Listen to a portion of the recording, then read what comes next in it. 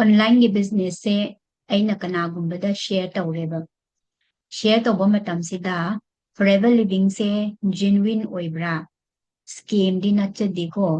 fraud di oiroi ko haiba mayam se questions hanglageba aduna nangsu forever living se genuine oibra fraud oibra haibase questions ama doubt ama leiramba taragadi masi video se nahakine aduna loiba pau yingbiro tabiro dana akoi samlapna haise any work thabak ama hauba matamda any business online opportunity oijaragasu hana research tawpamdi thok taraba ko social media da kata thengnajaba hekta thajaruge haiba yadeba kanagumbana phai hairae hekta thajaba yadeba ahanba maktadi isamakna aina join tawgadabanina aina haugadabanina aina hana research tawpam thoeba research se kai tawni hadi magi opportunity magi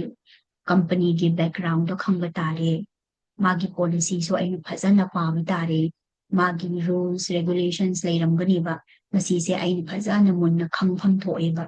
aduga kanagumba na aingonda share tawre khallase ba online opportunity forever living se ya social media dagi ai thingnara ai khallo adu oiresu ai monda hangbani ba question hango nangonda offer tawriba share tawraglibado nangonda question hango nangi doubt to clear oyo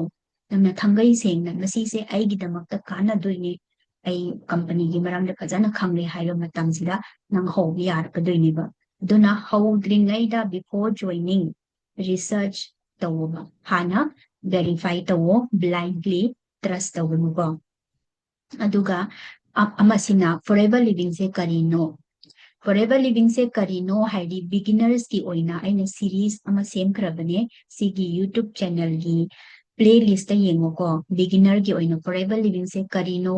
forever living products karino aduga magi income kamaina koi earn to yani sigi marketing plans of phazan aina share tawbane ba adubo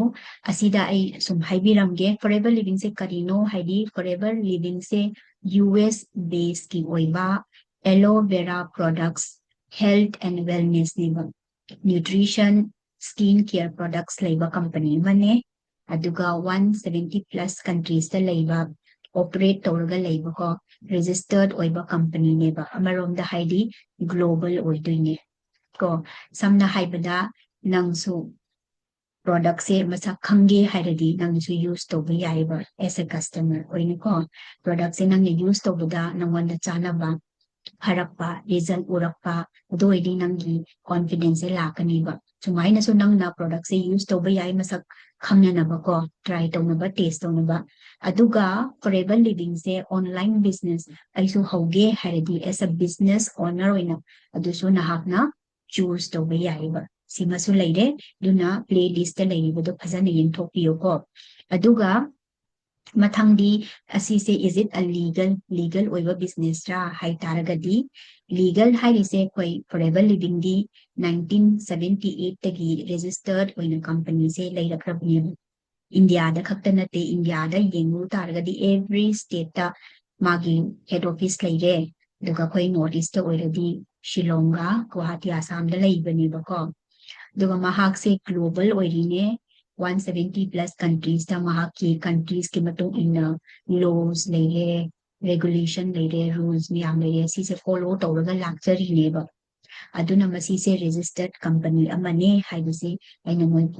nangonda khanghaninge ko aduga who can start kana hoba yai forever living se kana yaubi yai hai taragidi naha nang 18 years oiraba taba 18 years se aadhar card ni ko nangi age se chahi se 18 years oiraba aadhar card ta aduga for example nang na product se khangningba masa khangningba ko aduga nang startup tongingba learning da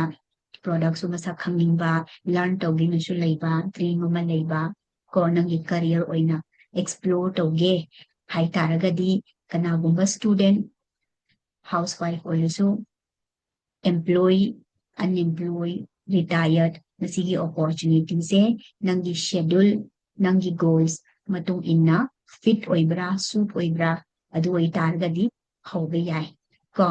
aduga isagi personal experience da hai targadi ai online business build tawise forever living da chahi mari shurakadoi ko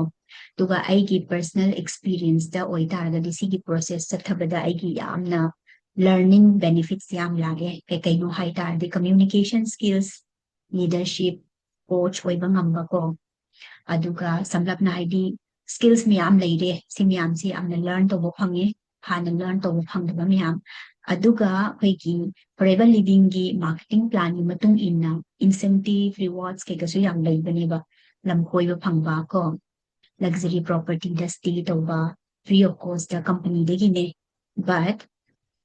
efforts so leiba taba is hagi efforts ko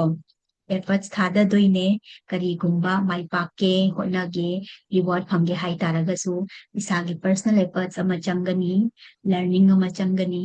process se follow tawba tabane consistency se laidoine aduga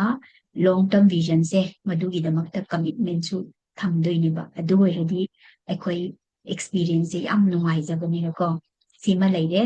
aduga samlapna hairadi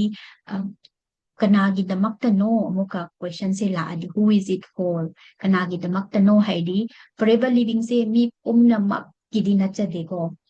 kai gi hairi no hai taragadi learning tawning ba masan mana hona janing ba serious oiba career oina learning ba ko aduga hona jage haiba adu khoi gi damakta di yamna fit hoirani haibadi dream leiba career oina learning ba hona ge haiba aduga samna hairadi quick get away easy scheme do sikumba easy get quick away ka haibado adugumbadi nachadre samna haibada pesa thuna tange ina thuna khulakke adudi nachadre ba na learn toge consistency da thamge ai hona rakke ai gi vision ama lai masi se ai fulfill toge khotki haidi adugi damaktane aduna nangna forever living se genuine oibra haidi ai gi answer di hana company magi policy phajana paro research tawro identify tawro khangdaba kai ka leiradi nangonda opportunity share tawbiri bagu hango ko aduga phajana khangdo odu edi nangsu decision lawbada ngamlakadoini ba ko aduna forever living gi matangda sipau ingomba taragadi nahaki damakta knowledge piramba taba value piramba taragadi like and subscribe to tawramo aduga korigumba questions leiba forever living gi matangda comments dasu ibiramo so that mathangi video dasu aina phajana guidance piba ngamna ba ko aduna next ki video da amuka unana ba honarase take care bye bye